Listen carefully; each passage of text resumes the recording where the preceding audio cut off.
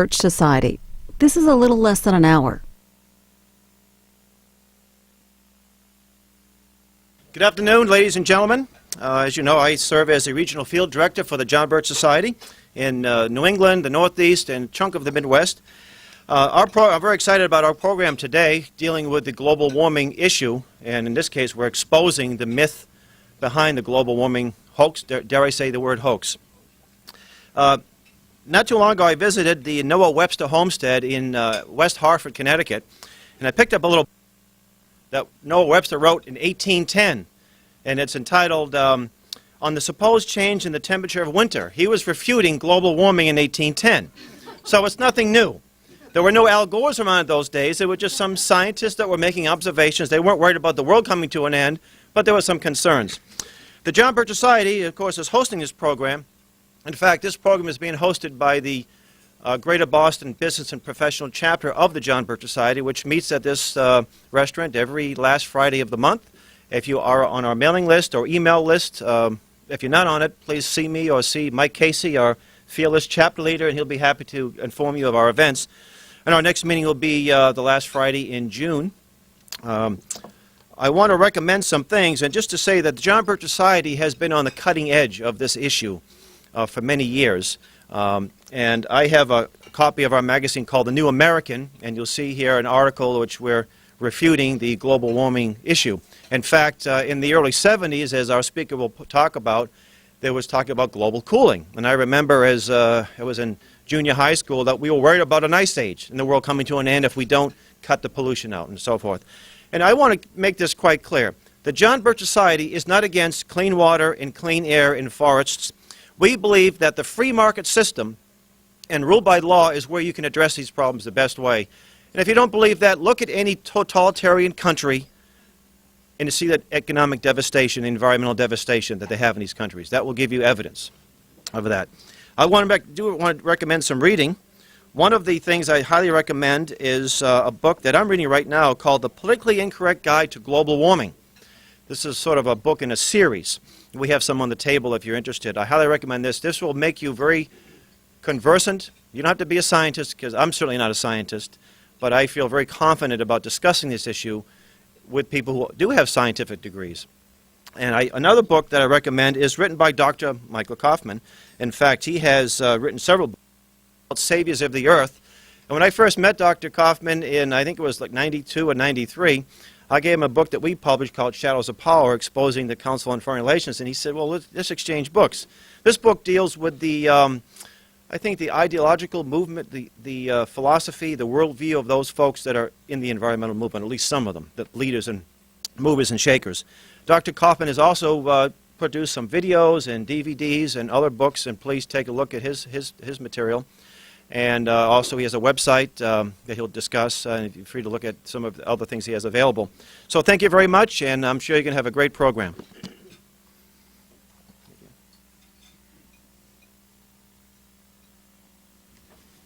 And now we will hear from Dr. Michael S. Coffman.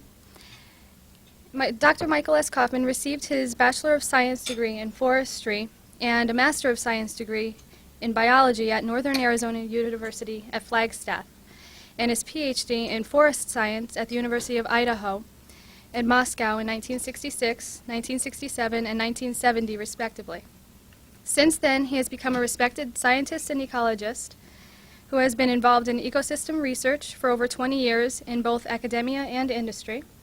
He has led a multi-million-dollar research effort in the effects of acid rain and global warming on ecosystems in the U.S. and became intimately involved in subjects such as wetlands, cumulative effects, and biological diversity.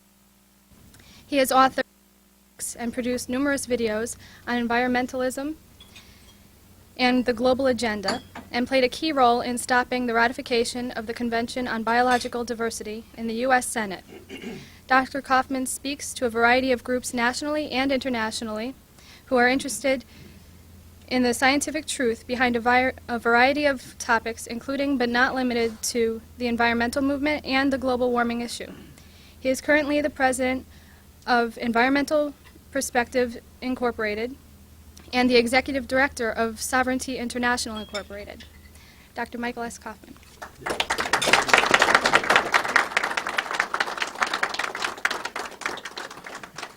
get set up here.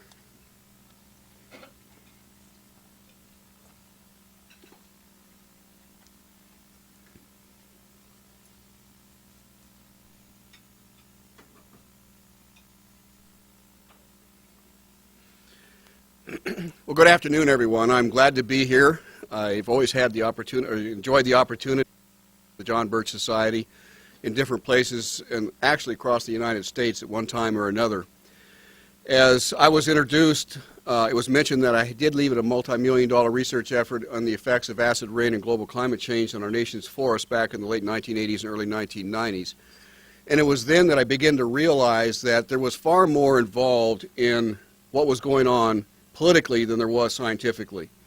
And that finally caused me to leave that scientific job or a research job and try to begin the process of helping people understand how the environmental movement is being used to advance an international agenda. I'm not going to talk too much about that agenda today, but I do want to talk about global warming. I did do a lot of work in this particular issue quite a few years ago. I have kept up with the science and want to show the other side of the story, because there is another side of the story, one that's not being told by the major media, one that we need to be aware of. And let me just start by saying first, we all recognize this particular curve. This is called the hockey stick curve, which basically shows that the Earth has been chugging along pretty much at the same temperature over time, and then all of a sudden in the latter half of the 20th century, the temperature of the Earth skyrocketed.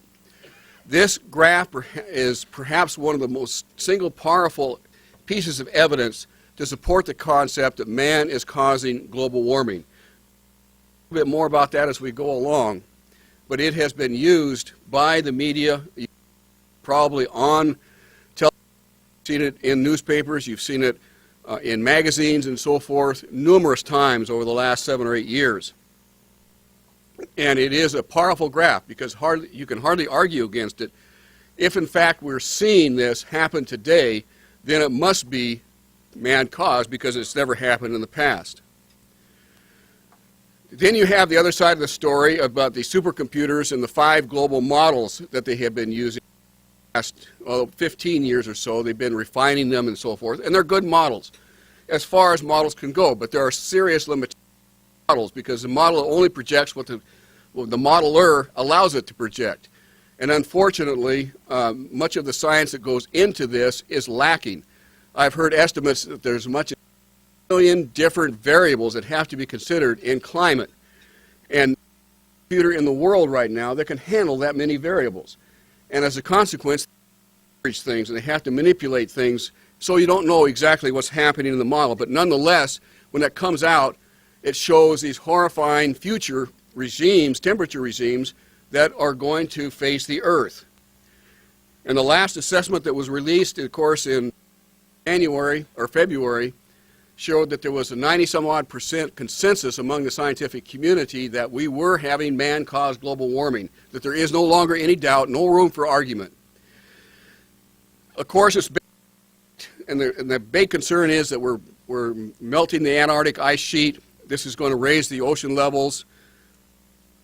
The various glaciers around the world are melting. Of course, this started to melt dramatically in 1928, long before greenhouse gases became a component. The glaciers going into the ocean are melting and expiring. I just want to mention right now that there's a little over 50% of the glaciers in the world that are melting right now, and a little less than 50% that are actually growing. You never hear the other side of the story, that many of these particular glaciers actually are growing. And yet we have constantly in the media and so forth that these nasty events are happening, that we're surely destroying the Earth, and we need to do something right now. In fact, last year they said that we've got to solve the problem within the next 10 years. It's going to be too late. Well, some of you and most of you who are my age or thereabouts heard that same thing in the early 1990s. We have the year 2000 to solve this problem. It's going to be too late. And now they're talking about 2010, 2015, that we have to solve it or it's going to be too late. And the media, of course, has picked up on this tremendously, and as Hal mentioned in the introduction, this is not the first time. In the 1800s, global warming was an issue. Then it was global cooling, then global warming, then global cooling. And I think many of us remember back in the 1970s how much was coming out in the literature that the scientific community had reached full consensus that we're going to go into the next ice age having global cooling and we needed to do something about it. Same language, same rhetoric as we're seeing today, except it was global cooling back in the 1970s, and today it's global warming. And then, of course, Al Gore's movie, The Inconvenient Truth, comes out, and it just seems to be spiraling out of control. This particular movie is being shown in our elementary and high schools across the country time and time and time again. Some of these kids are seeing it 5 and 6 times. Fully indoctrinated, and really, when I look at that movie, there is very little truth in it, and most of it's hyperbole. Now, there is based in truth. We are having global warming, and I want to make that very clear. There is no scientist that I'm aware of that will deny that we're having global warming. We are having global warming. Why we're having global warming a little bit later on. The question is, and always has been, as Senator Inhofe constantly states, what is causing that warming? Is it man through the emissions of carbon dioxide, or is it part of a natural cycle? Question I'm going to be addressing here in this talk. 530 scientists were polled. These are climatologists. These are real climatologists back in 2003 as to whether or not they believed man is causing global warming. Human beings are causing global warming. 56% said yes, they believe that to some extent.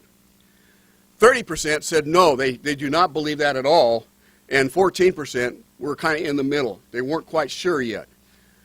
Now, while the majority of scientists at that time, there's actually far fewer of them today than there was in 2003, but at that time, really thought that man was causing global warming. It makes sense. Carbon dioxide is a greenhouse gas. We're causing carbon dioxide to explode in our atmosphere. I mean, in concentrations, not in violence. But nonetheless, we are having far more carbon dioxide. It only makes sense that that's causing the global warming. More and more of these scientists are repenting of that at this point. Many of them are leaving the Panel for Climate Change, the United Nations group, because of the politicization of that organization, and they are no longer participating in that because it's so politicized that any resemblance to the truth is purely coincidental.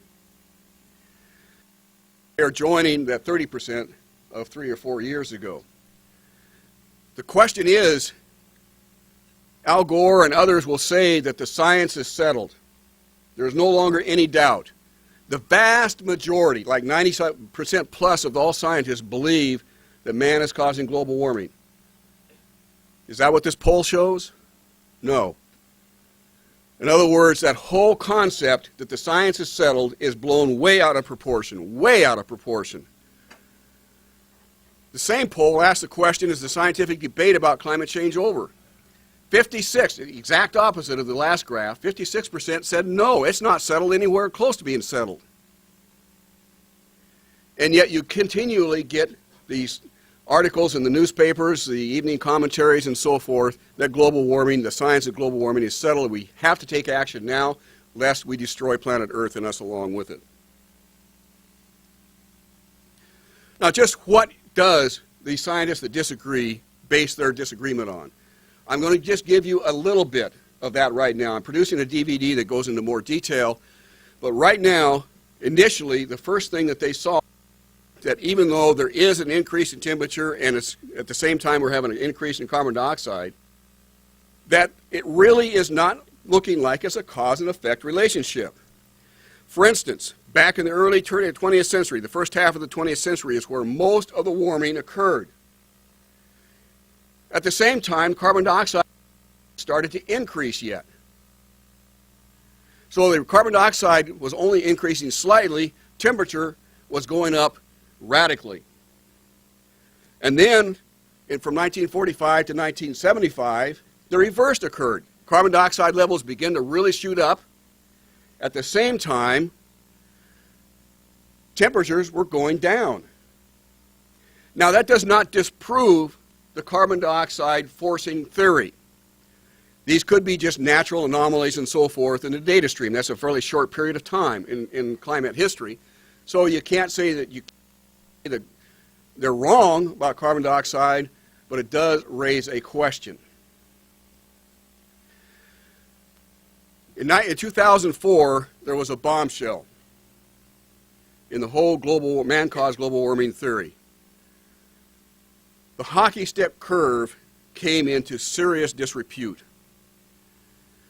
In this particular article, and many others like it, they said the scientists, McCormick, McIntyre and McCormick, uncovered a fundamental mathematical flaw in the computer program that was used to produce the hockey stick. In other words, the hockey stick was produced by erroneous data. This improper procedure tended to emphasize any data that do have the hockey stick shape and to suppress all data that do not. In other words, it was the computer program that they were using that was forcing the data to look like a hockey stick. The data itself did not look like that. And one of the reasons it took so long for them to discover this is because they produced this curve that was shown all over the world and produced in the IPCC reports and so forth. They never released the data for other guys until finally they were forced to do so. And when they did, these other scientists found that the statisticians found that it was terribly wrong. In fact, these other statisticians created a meaninglessly random data set right out of the blue.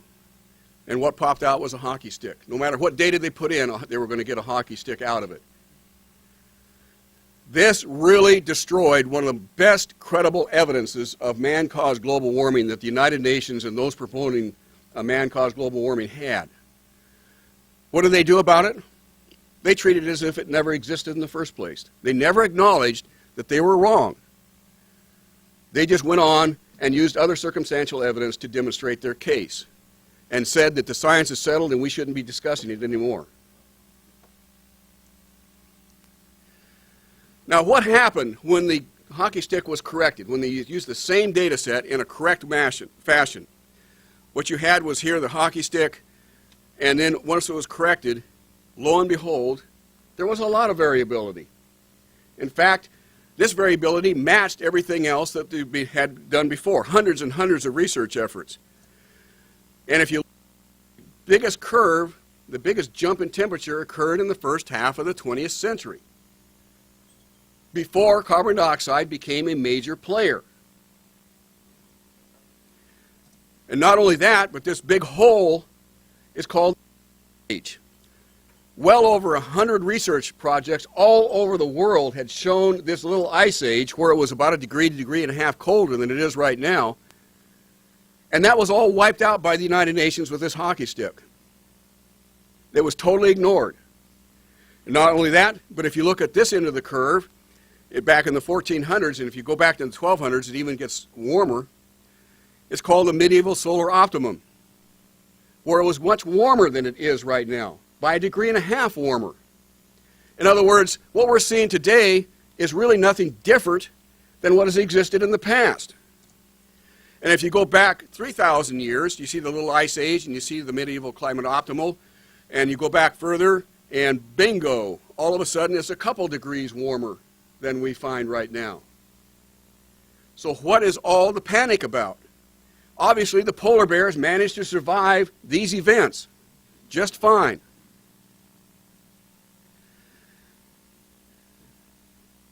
The Ice Age is very interesting. Since the Little Ice Age, we've seen a recovery. And all the warming that we saw since the 1800s, including the first half of the 20th century, can naturally be attributed to the recovery from the Little Ice Age, just like it's happened many times in the past. Also, during the Little Ice Age, they used to have ice parties on the Thames River in London. The Thames River never thaws out, or never freezes over now, but it was an annual event. Because why? It was so cold. They had major storms, storms that would wipe out whole coastal communities and so forth, violent storms. Why? Because it was colder.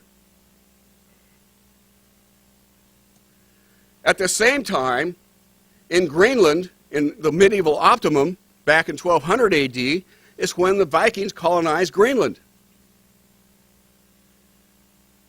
had agrarian economies, growing crops where there's now frozen soil or even ice. It was much warmer back in those days. And yet, Al Gore in his presentation shows you a graph of Greenland where you're having all this melting.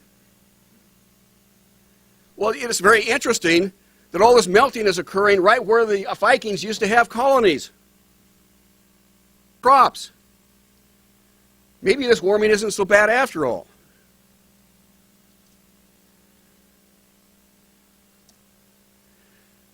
In the interior part of Greenland, there's a story called The Lost Squadron. If you've never read about this, just look it up on the internet. It's fascinating. The Lost Squadron, 2 B-57s and 6, I think, P-38s were forced to land on the Greenland ice cap back in 1942.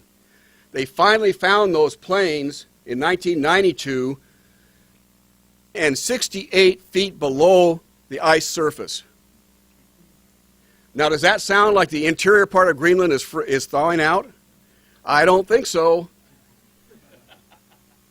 Now, of course, this is just one spot on the map, and you have to recognize that Greenland is dynamic just like any other places. There are places that are melting, even in the interior, but there's places that are still, the ice is growing phenomenally. In fact, when they were trying to extract some of these planes, they actually extracted one P-38 and rebuilt it, and is flying today. Extracted out of 268 feet below the ice surface. And what they found in this process was that even when they were setting up their camps, they would have to dig themselves out every day because their tents would get buried. There's so much snow coming in. In Antarctica, most of your melting is occurring in these two areas right here.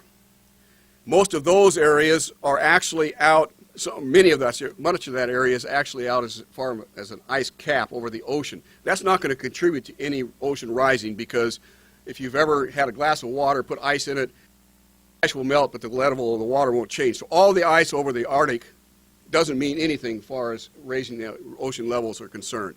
It's only the ice that melts over the interior part. And when you get to the interior part, what do you find? Back in the 1960s, they were building a transmission line. They just left the crane there. It was too expensive. And that's a 180-foot boom.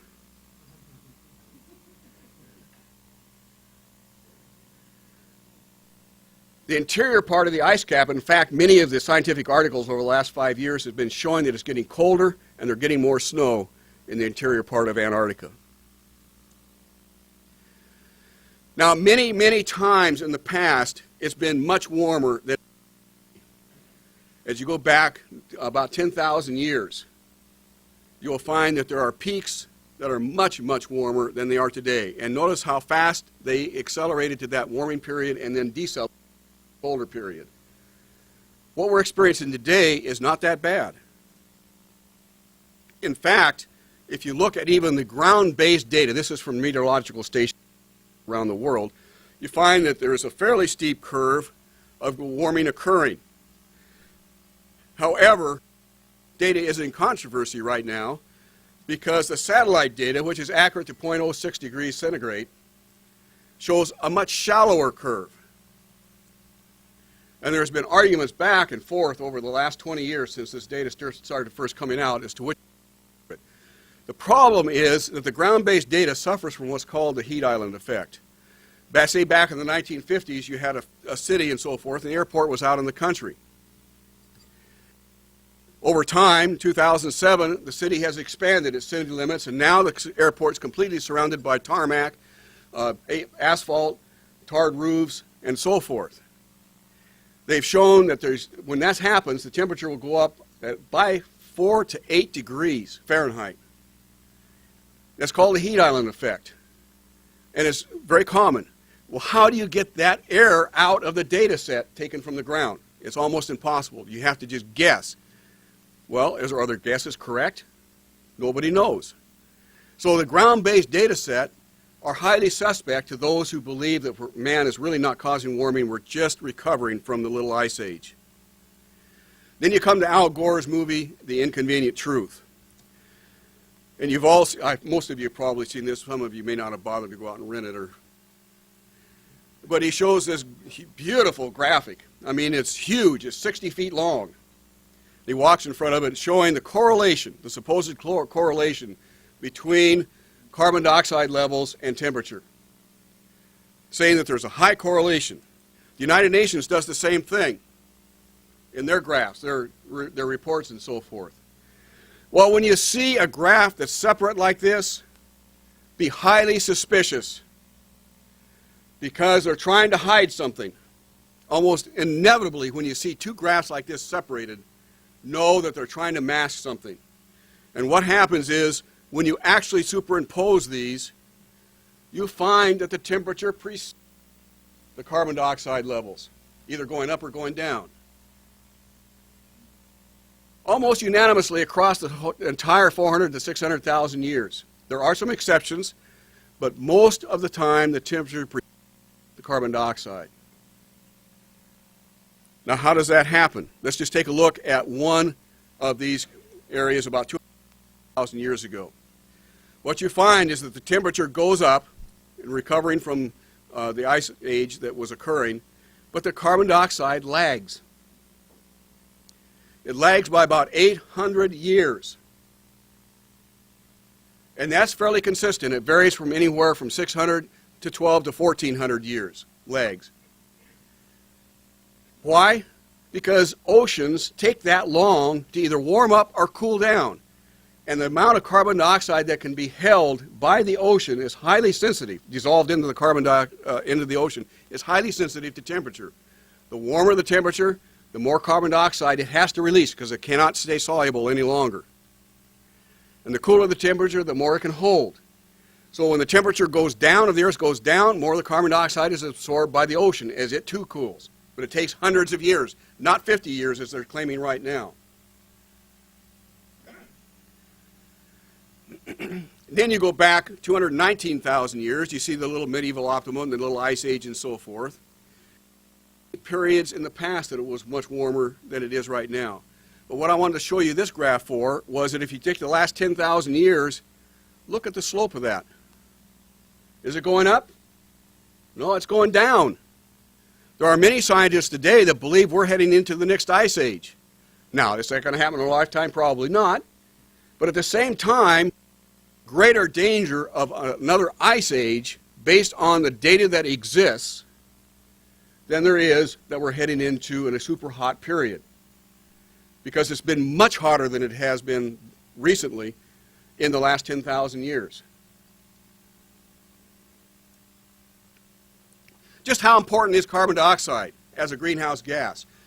What you're never told, is that water vapor accounts for about 97% of all greenhouse gases. Water vapor.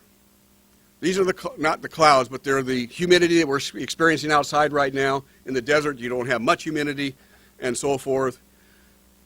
Carbon dioxide is only less than 2%, only 1.9%. That's less than 2% of all the greenhouse gases is carbon dioxide. Then you have methane, CFCs, the fluorocarbons, and nitrous oxide, making up the rest. Almost all of your greenhouse gases are water vapor. But water vapor is not necessarily really potent. In fact, water vapor itself, it only accounts for about 35 to 70% of the actual greenhouse gas potential. Okay? Even though it's less, it has greater greenhouse gas effectiveness, and therefore it is more powerful. That's carbon dioxide. When you add clouds to it, what you find is that water vapor and clouds can account for anywhere from about 66% up to about 84–85%. It's still a huge amount. Carbon dioxide accounts for 9 to 27%. It's more than just the absolute amount would indicate, but it's not that significant when you consider water vapor itself. And the fact that only 3% of all carbon dioxide is man-related, in other words, anthropogenic, it's emitted by man burning fossil fuels and so forth. That means that of this 27%, only a very small part of it is man-caused. The rest of it's all natural. And as a consequence, man-caused greenhouse gas, or man-caused carbon dioxide, only accounts for about 0.3 to 0.8% of all the greenhouse gas effectiveness. This is another reason why many scientists are coming to believe that carbon dioxide could not be responsible for the major changes in climate that we're seeing right now. There just isn't enough of it. And man is certainly, when you throw in the amount that man uses, it's even less. Looking at solar activity, we looked at this curve already once before, and we found that in the first half of the 20th century, carbon dioxide really wasn't increasing that much, but temperature was, and then when carbon dioxide began to increase, temperature declined. There's not that good a correlation. And by the way, you need to realize that you have to be careful of correlations. There's a 100% correlation that every single person in this audience here today is going to die because you breathe air. Right? Okay? Except, obviously, you know that if you didn't breathe air, you wouldn't last 3-4 minutes. It's not the air that kills you. There isn't a cause and effect in a correlation necessarily, and you have to be careful of this. However, if we look at the solar length, there's a 11-year solar cycle.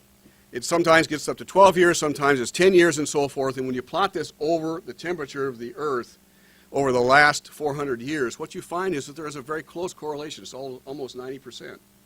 Does that cause an effect? We don't know yet. But it's highly suspicious. It certainly fits the curve better than carbon dioxide.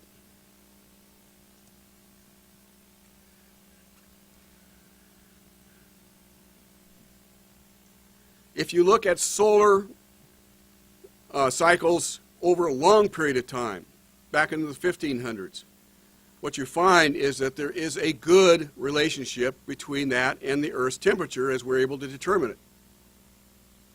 Much better than carbon dioxide. Back in the 1990s, a research team out of Denmark found, led by Sevensmark, began to realize, and we've known this for over 50 years, but there seems to be a correlation between the amount of cosmic and our cloud formation here on planet Earth. And he took that one step further and really started to tear it apart. And what he found was that Earth's cloud cover, when in combination with the galactic cosmic ray flux, and cosmic rays come from exploding stars and so forth, supernovae, from many, many thousands of light years away, the Earth and so forth, and bombards us with their cosmic radiation. And then they found that there is a decadal variation in galactic cosmic ray flux and solar length. So the two and together, cosmic radiation and solar length, seems to be interrelated in some ways that causes the climate of the Earth to change, especially its temperature. And what they found, as far as clouds are concerned, is a very, very high correlation, somewhere in the upper 90%. This is highly significant. The amount of cosmic radiation reaching the Earth's surface, not that's out in space, but reaching the Earth's surface, is highly correlated with cloudiness. Well, you know when you have a lot of cloudy weather, it's cold, right? Or cooler than it would otherwise be, unless it's the middle of winter, which can be actually colder when it's not cloudy. But nonetheless, there is a general cooling effect because why? The clouds are highly reflective. If you've ever driven or ridden in an airplane, you realize as you're driving or flying over clouds, that they're very white. That's called albedo. The albedo is very high. It's in the 90% range. Almost all your solar radiation is being reflected. That solar radiation isn't getting in the ground where it can cause heat. So when it's cloudy, when it's cloudier, when you have high influx of cosmic radiation coming in, is the very time it cools because not as much solar radiation is coming in. At the same time, when you look at temperatures over cosmic rays over the last 500 million years, this work has just been done, there again is a high correlation, much better than with carbon dioxide. So what is it about the sun and the Earth and the cosmic radiation? When you have a dormant sun I don't mean dormant like it's asleep, but I mean it's not real active. It doesn't have a lot of solar storms, mass coronal ejections, sunspots, that sort of thing. You get a lot of cloudiness. However, when the sun becomes active and you have a lot of these solar storms and a lot of sunspots and so forth, they put out what is called solar winds. They're protons and electrons that have a tendency to push back the cosmic radiation and do not allow as much of it to get to the Earth's surface. And when that happens, of course, you have about a 2 or 3% reduction in clouds. And interestingly enough, a 2% reduction in clouds will account for some 85% of all the greenhouse gas forcing since the Industrial Revolution started. Just in 5 years. It overwhelms any concept of carbon dioxide that you might have. Carbon dioxide is probably playing a role, but a very minor role. What appears to be the case, and let me tell you right now, this is in serious debate right now within the scientific community.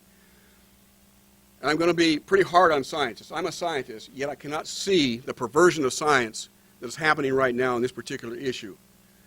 $4 billion a year is spending on climate research, and unless these scientists show that there's a connection between whatever they're studying and global warming, they're not going to get another. Now, I used to work for the forest products industry at one time, and I was constantly accused of being an industry lackey because they were paying my salary. Of course, I'll say what they wanted me to say. That never happened, but nonetheless, I could see where they would believe that. And yet, we have all these scientists that unless they said we're having man-caused global warming, they would not get their next paycheck or their next grant. There is a powerful incentive to somehow link whatever the research it is they're doing to global warming. The fact that many of our planets and moons of Jupiter are actually warming too. Mars is significantly warmed over the last 15 or 20 years. Supports the concept that it's solar radiation and cosmic radiation is causing the temperature fluctuations on climate as well, and not carbon dioxide. Because obviously man hasn't polluted yet Mars or Uranus or some of the satellites of Jupiter and so forth. So it's very likely that this supports the fact that these other planets are also showing warming, supports the fact that the solar activity is what causes this problem or this variation and not carbon dioxide. It doesn't prove it, but it does support it. What about hurricanes? We saw in 2005 a very active, very dangerous hurricane season. 2006 did not have any that struck the United States. And by the way, the conditions that created that, the El Nino that created that, are more and more likely to happen. It's called wind shear. Are more likely to happen with warming. And so the result is that we're likely to have less hurricanes, fewer hurricanes, and less intense hurricanes. But let's just take a look at the data from 1850 on and really show what has happened. The number of hurricanes pretty much stayed at the 15 to 20 range through that whole period. In the period 1941 to 1950, it jumped to 24, a very high number, and then began to plummet. In fact, in the period since that time, we've been averaging 12 to 15. It's been much quieter the last 40 years than the previous 60 years. If you look at the number of major hurricanes above force 3, what you find is that there's somewhere in the neighborhood of anywhere from 3 to 5 or 6 hurricanes a year. There was up to 10 in 1941 to 50. And at this time, we're in the halfway or two-thirds of the way through the 2000 decade. So if we look at that as projected, taking what's happened in the last 6 years and projected it for the period, we're not going to see any more hurricanes than occurred in the 1940 period.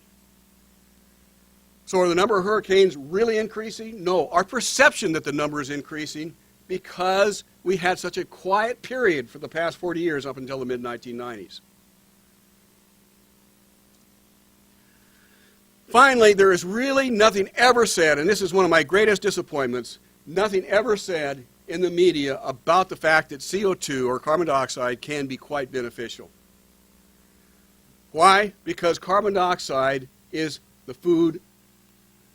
It's what plants take in. If you remember your high school science way back in those dusty years, what you will remember is that carbon dioxide, they convert it into energy and emit oxygen. That's for us to breathe. So it's a cycle between plants and us and other living things. Plants also respire. They also use some of that oxygen. But carbon dioxide is essential for life on Earth. No matter how you look at it, without carbon dioxide, we would not have life. So, does it have some additional? Turns out that carbon dioxide is a limiting factor for plant growth. The more carbon dioxide they have, the faster they will grow, and the more robustly they will grow. In fact, for cereal crops, it varies. Doubling of carbon dioxide will increase cereal crops by 20 to 50%. That's free. The farmer doesn't have to go out and put fertilizer on there. Nature does it for us. Legumes, beans, 44%. Roots and tubers, carrots and onions, potatoes and so forth, 40%. Vegetables like cabbage and lettuce and so forth, 33%. Here is that increasing carbon dioxide can have many, many benefits.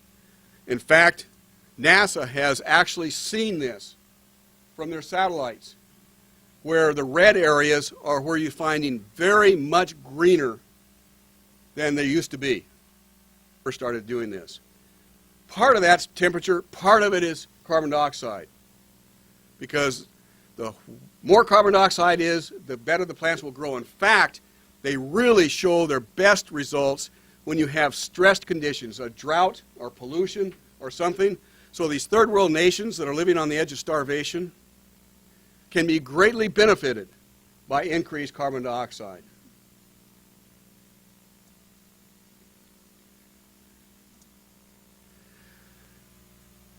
Here again, just like the hockey stick curve, the scientific community that's man-caused global warming leaped onto this and basically showed what they found was that all of these experiments, hundreds of these experiments showing this increase in crop production, were wrong. One research project, one study, led by the name of Dr. Long, and the United Nations and all flashed all over the press and so forth.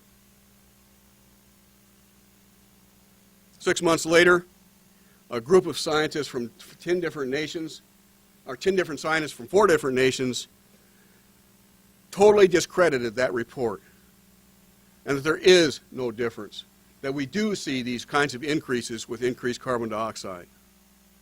The carbon dioxide can be a benefit, it can be a boon to nature and mankind both. Yet you never hear about that in the media. And then, of course, I'm not going to talk about this too much, the Kyoto Protocol only affects 32 different developing nations. These are primarily the Western nations, the advanced nations. Without Kyoto, they would continue to increase, although at a much slower rate, or significantly slower rate. If we were to have Kyoto, those nations would reduce their carbon emissions dramatically. This is what Kyoto was supposed to do. But Kyoto is not effective. Why? Because the 136 developing nations are not hindered. In fact, China is scheduled to actually exceed carbon dioxide emissions, exceed the United States in their carbon dioxide emissions in the next year or two. And they're not bound by the Kyoto Protocol. I was at one of the COP meetings, of the climate change meetings, and I had the chance to sit down with the Chinese representative. We had a long discussion. And he's sitting back there laughing at the Western nations for doing something so idiotic. And it is. At the very best, it will reduce the temperature of planet Earth by any more than 0.017 degrees centigrade. The United Nations admits that. So why are we doing it? were, for one, is the biggest socialist income redistribution plans that man has ever devised, because the only way that the United States can continue to produce as we produced is to buy carbon credits from these developing nations.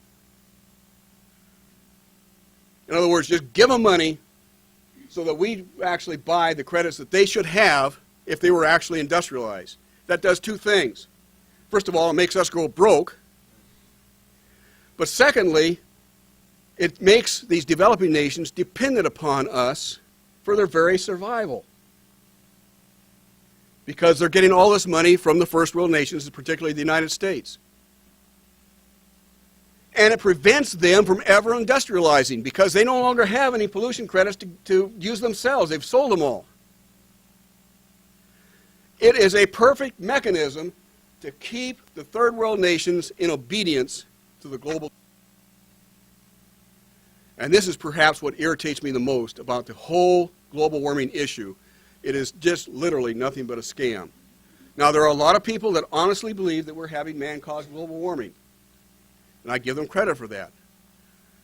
However, there is tremendous, tremendous evidence against man-caused global warming, and we need to recognize that. And hopefully you can go home. I should have the DVD produced here in another month or so. It's going to be dynamite. And show that to people, and hopefully they'll begin to understand that this issue is not a clear cut as it's being made out to be. We need to go through this very, and certainly not formulate a policy that hurts you and I, and especially the third world nations. Thank you.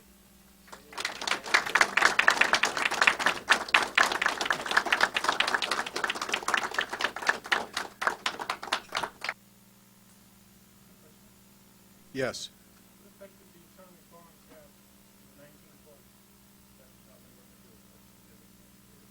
the 1940s? Okay. Hal gave me a couple questions before we started, and I'll try to address them by reading them. How important is the ocean in controlling climate? The ocean is very, very important. It takes anywhere from 800 to 1,000, 1,200 years before what happens today is going to be reflected in the ocean's control of climate in the future. So what we're seeing today, for some reason I am tongue-tied over the name of this, not oceanographers, but people who study the ocean. I've got a mental block.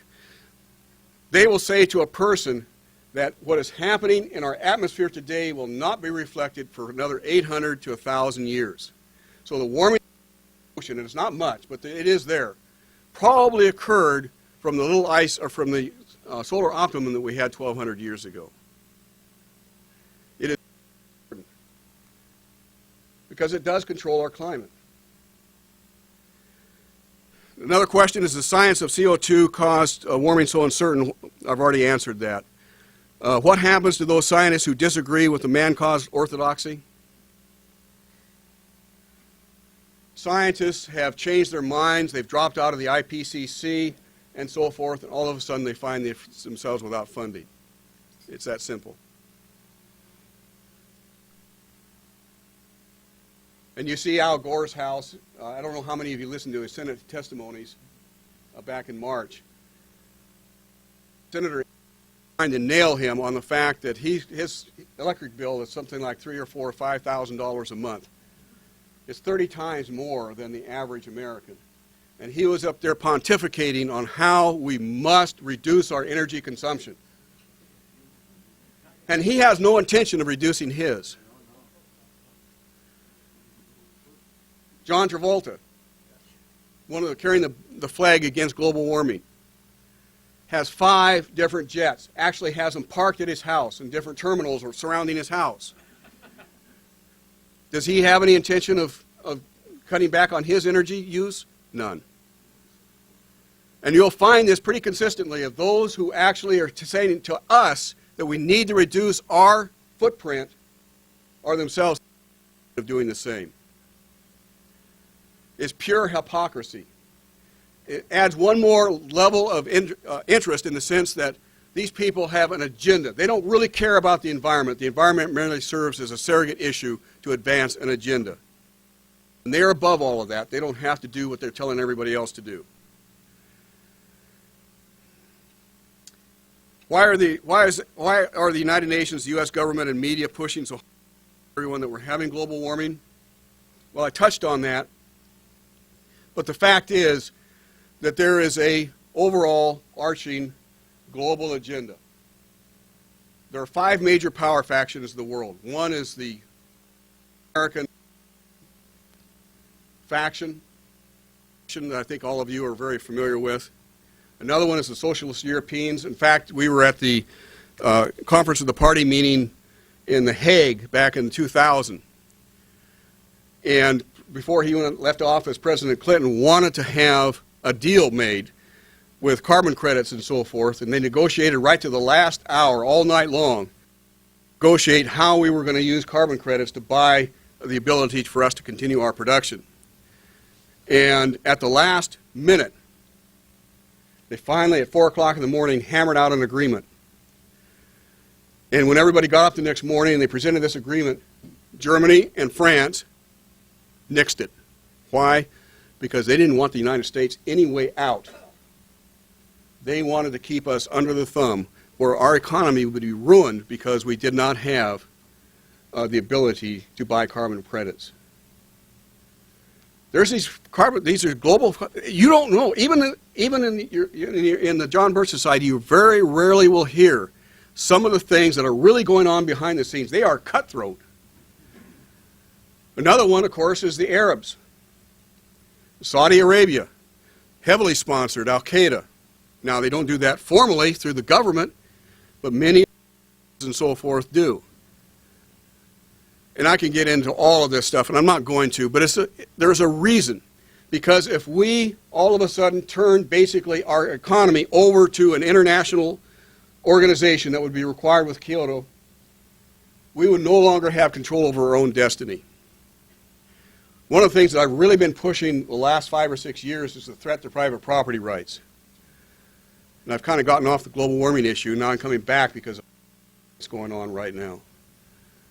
But they want to control our economy. They want to control private property rights. There are educational system, and I can go right on down the line.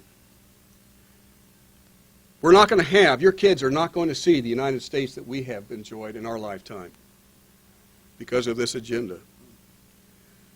It's a horrifying agenda, one in which Carol Quigley, one of the foremost historians of the 20th century, basically said that these people, he wrote a big thick book, many of you probably read part of it, 1,300 pages or something like that, where he detailed, he actually had records of what actually happened, and how they did this. And he said basically, and he was of this cartel, and he said that there are times when these people act in a way that is not good for the American people, not good at all. And we see a number of issues coming on. The North American community is one of them. Some people in North American think that's where it's headed. I mean, we're following the same footsteps that the European Union went through. All of these things are going to be very damaging, and we need to be very, very aware and take action. If anything that I can leave you with right now is that we need to take action, take action, take action. Talk to your senators. Don't be nasty. They'll just blow you off if you are. But be reasonable with them and keep at it, because it will have an effect. If any of you are interested, we have a website. It's discerningtoday.org. That's DISCERNING, today. We have other products, literature there that you can take advantage of.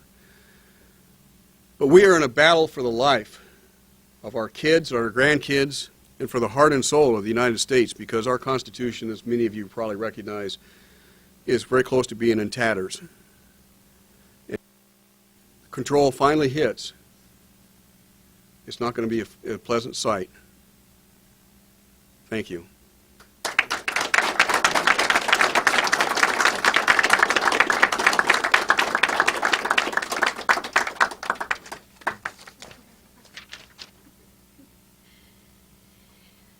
Thank you all again. again for coming to our event.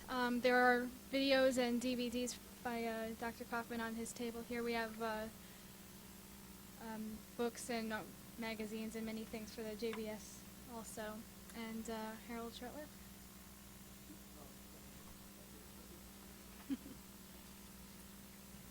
I just want to close by urging you, if you're not involved with the John Birch Society, if you're not a member today, we have chapters all throughout the region, all throughout the country. We need your help. We need to get this information in the hands of our friends, neighbors, elected officials, and so forth. So please, you see the website on the podium or behind me. Please contact us. We have an 800 number, 1-800-YES-USA1, and there you can get some information and get started. So thank you. God bless you, and have a good evening.